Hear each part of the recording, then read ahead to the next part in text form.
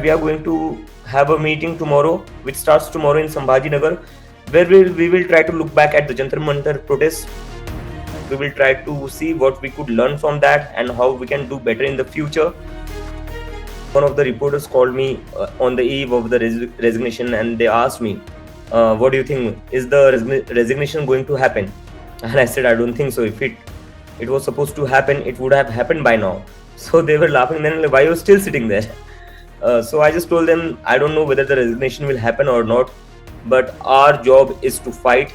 Our job is to try, and the people are with us. So let's see where it goes. But we will not leave the battlefield by ourselves. If they have to remove us, they will have to arrest us. And by next morning, the resignation came, and we were like, "What the hell just happened?" And I have personally seen male cops holding grabbing the necks of the girls, and they were even using the lathis on private parts of the girls. I think the Prime Minister first should apologize for that, and then show how his heart is big and how he's willing to forgive.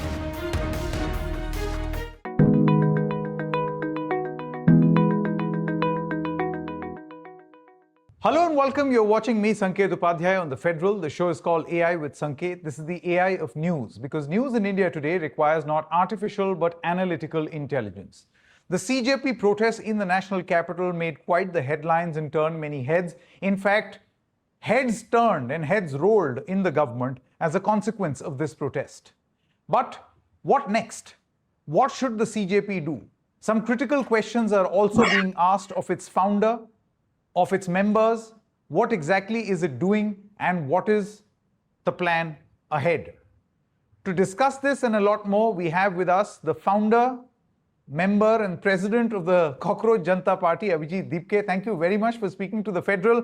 How have you been? You've been really unwell and diagnosed with typhoid, went back to your home. First of all, an update on your health, Abhijeet. Yeah, so I'm still recovering. There's still a lot of weakness in my body, and because of that, I have to regularly take IVs like every morning and in the evening, and that is why you can see this band-aid. But there are many people trying to come and meet me from different parts of the country, so that for that also I need to, have my energy. So I'm just pushing myself through the IVs for now, and yeah, that's the update about my health. Abhijeet, the thing with expectations is that it does not allow you space for yourself. So you have brought this upon yourself, the burden of expectations. Now, I want to ask you, what next? What next for the CJP? Yeah. So after such a big victory, nobody expected. We did not expect that the resignation might actually happen. I remember one of the reporters called me on the eve of the resignation, and they asked me, "What do you think? Is the resignation going to happen?" And I said, "I don't think so. If it was supposed to happen, it would have happened by now." So they were laughing. Then, like, why are you still sitting there? So I just told them, I don't know whether the resignation will happen or not, but our job is to fight. Our job is to try, and the people are with us. So let's see where it goes. But we will not leave the battlefield by ourselves. If they have to remove us, they will have to arrest us. And by next morning, the resignation came, and we were like, "What the hell just happened? Did they actually sack him?" So yeah, after such a big victory, and especially I would like to give the credit of this victory to the young people of India, the Gen Z. And after that, I would like to give the credit to Mr. Sonam Wangchuk, of course, by putting his own life at risk. He has awakened this nation like never before. And with that victory, I think there is a great responsibility on us. And with that great responsibility, there is also great expectations from the people now. So what we are going to do is that we are going to have a meeting tomorrow, which starts tomorrow in Sambhajinagar, where we will try to look back at the Jantar Mantar protests. We will try to see what we could learn from that and how we can do better in the future. And along with that, we will also be discussing how we can expand our organization across India, because that is something we really want to do with the kind of support that we have got from across India. So our first priority is to expand our organization in each and every state. And after that, we will also be discussing what should be the roadmap ahead. And that will, of course, happen after consulting not just the fellow team members, but also people across India, the young people. We will try to have online conventions with them. and also we will be visiting different states, we will where we'll be holding public meetings. It will be mostly like a listening tour, because the biggest complaint that I felt while sitting at Jantar Mantar from these younger people was that nobody is ready to listen to them or to even engage with them. Everybody is so dismissive of them, and that is where I feel that we shouldn't be repeating the same mistake. We shouldn't be just taking decisions on our own. We should consult these people. I know it's a very hectic task. Practically, it won't be possible to listen each and everybody, but we will try to consult as many people as possible. And what do you plan to do with this consultation? You see, there are two things. Number one, the Cockroach Janta Party, from what I have gathered, tomorrow is expected to meet. Let me just be specific. On the 5th of August, we'll hold a meeting of all its stakeholders and members who participated in the protest, where you are going to decide the future course of action, where you say That's that you may embark on a listening tour across the country to yeah, understand the problems of Gen Z in different parts of this country. Am I right in my understanding? yeah. That's right. That's absolutely right. Okay, but Abhijeet, to what end? See, it's okay that you listen. I hope you now realize that people will come and tell you things because they will expect a solution in return. Now, do you necessarily have that solution? This is something I have been repeatedly telling to the people, that if I tell you that I have solution to everything, I would be lying to you. If I tell you that every issue that we pick up or every movement that we do from here going forward, will that be successful? I will be lying to you. The problem is that people shouldn't be expecting everything from one person or one organization. What we need to do is, I think the what happened after 20 July was the most beautiful example of it. What India really needs, collective action. What India really needs is more aware and responsible citizens. What CJP and we can do is that we can try our best to work on things and try to solve as many things as possible.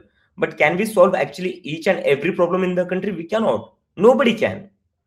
And for that we will consult with different people, different organization, and if needed we will even collaborate with many of the people. But it will be really wrong to assume that one organization which just formed 2 months ago can solve everything.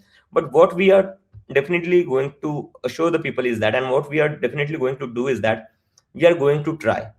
We will try to uh, be true to the cause as much as possible. We will try to be honest with the people as much as possible, because I think that is what needed when you have to need people's support. Now, how exactly does the CJP, suppose, say, for instance, your listening tour, you have figured out what is a resignation always going to be the solution? I have heard you answer this question on a number of occasions. One, resignation is going to create an environment that your job can go if you don't work, and thus automatically it will build in accountability. But that's one part. A more sustainable part is reform in the education sector. Is that where CJP keeps consultation headed? Of course, the CJP will focus more on reforms going forward, and if needed, we will also seek resignation if there is no other option. But reforms is something that we will be focusing on, and not just political or policy reforms. We also want to focus on social reforms, because we have seen in India that there have been many political reforms. But what we also need is a social reform where we, in some ways bring back those values of secularism, of unity, brotherhood, fraternity among the people. Because in last 10, 12 years, what we have seen is that we have been heavily polarized as a society. And I feel somewhere personally, I feel that we have become very less empathetic. Somewhere we have become insensitive. We also need to work on that. We need more sensitive citizens, more empathetic citizens, more compassionate citizens. So what I feel is that India also needs social reforms along with policy reforms. Yeah, but then this is a long road ahead, no, Abhijit? See, my Yes. point is these are systemic problems, societal problems that you have listed out, with which political solutions have been fighting for a very long time, and then they get subsumed. That's the nature of politics, that what you try to change, you become exactly that. In a situation like this, don't you think that you will also be privy to this trapping, Of where course, of you course, want to change something and then you become more of the same? of course, of course. I certainly agree with that. And I think the biggest challenge of the CJP is not bringing the change. It's not bringing the reforms. I think the biggest challenge for CJP, just like any other organization, would be not to become the very thing that you're fighting against. We do realize it. And that is why we will try to stay true to the cause as much as possible. And on that, I also have to say that we know that for sure after 5 years, we might be outdated. After 5 years, there might be some other another organization just like the CJP. After 5 years, there might be some other leaders like Abhijeet, Saurav, Vaishnavi, Ratna, Afrin, Ashu, or Deepak Balyan, and that is exactly how things should happen in a democracy, in an evolving democracy. Nobody should, claim entitlement over the thing that only we will solve all the things, only we have the right to struggle on this issue, or only we have the right to speak on this issue and nobody else should. I feel that we need as many organization, public pressure groups as possible, and as many young faces as possible, and they do not necessarily have to be from CJP or associated with CJP. Now, this is a very important point that you are mentioning amid talk of you exploring political ambitions. And I'm not even going down that route, because if you have to, you will. You may want to tell me that no, I'm not thinking, but then we have seen that times change as things go Yeah, along. I mean, I yeah. remember my famous interview with Arvind Kejriwal back in 2012, Thank where you he for said, being so I will kind not to us on resign, that I will notice. not join politics. Sorry? Thank you for being so kind to us on that particular issue. And I mean, if you have to, you will, even if you deny Yeah. right now. That's not the Because so point. many reporters are asking me the same question. I'm like, boss, it has been just 2 months. What are you expecting out of us? Yeah. So if you are positioning yourself, Abhijit, as a pressure group, let's just stick to that. As a pressure Yeah, group, you say that your organization and the shape it has taken may not be the only pressure group. yeah, If possible, then these people who have joined this organization may have their own versions of pressure groups also, or other yeah. people can have other pressure groups also. Of course. So is this decentralization of CJP or separate organizations? I mean, what is No, what I'm is on talking your about a mind? separate organization. If tomorrow there is a group like CJP which comes forward, it's a good thing for the India and for the democracy. Because what happened is that in our society we have this fetish where we need saviors, where we need heroes, where we put all our expectation hopes on one single organization, or on one single person, and we expect that person to have some magical wand where he will, just magically do everything. And we realize that that is not just humanly possible, that is not practically possible. If anybody is telling you that he will solve everything, they are lying to you. And that is why we believe that there should be many such organizations like CJP. Then comes the main part of these pressure groups sustaining themselves. Yeah. Right now, it's very romantic what you have done. You have raised these expectations, but as you go along and you carry the burden of many people's expectations, like Atlas, then there will be a funding issue, Of uh, course. financial issues. These are not alien concepts. Right. Have you thought how you will manage all of this? Of course, we are Even if you going to were to run a pressure group. go for crowdfunding, where we will be asking people for money online, and they are free to donate us money. And we are just in process of that. We will be setting it up in next, like I would say, it is in process. It might take a week or two. So it will be a crowd-funded model of Yeah. listening to people and then offering suggestions. And you are saying you are not the only one. You're going to work with other similar pressure groups, which the CJP is right now. So that's the nomenclaturing in your mind. Yeah, that's absolutely right. Are other members of the CJP on board with this definition, Abhijit? Of course, they are. And if tomorrow they change their mind, they are free to tell us that. And of course, whatever the majority of the core member teams decide, we'll have to go with that.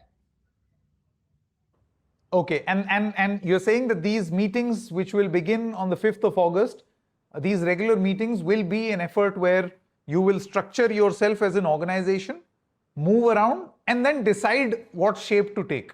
Yes. Is is a CJP Andolan or a protest formally over? I'm not talking about Jantar Mantar.